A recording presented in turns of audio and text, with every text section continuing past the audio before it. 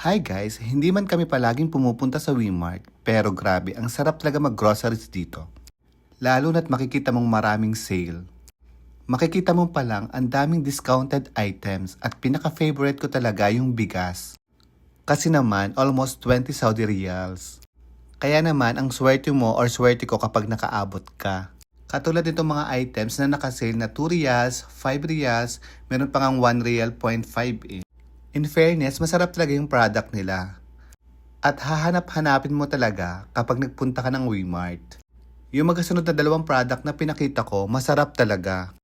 Oo nga pala, pagpasok mo pa lang, mapapansin mo agad yung dami ng prutas at vegetable na super fresh. Yung tipong ang sarap sa paningin at nakakainganyo magluto pag uwi.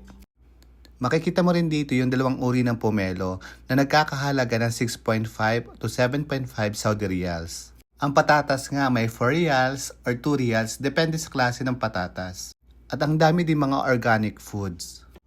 Hindi lang yon, ang dami ring drinks na nakasale mula juices, tea, sodas, hanggang mga imported beverages.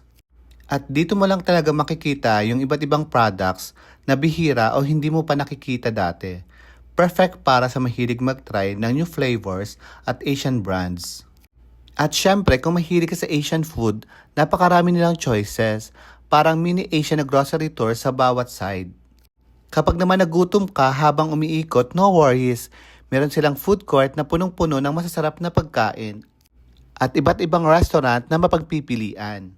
At andito na nga tayo sa bigasan section. At nagdadampot ng kung ano-anong product.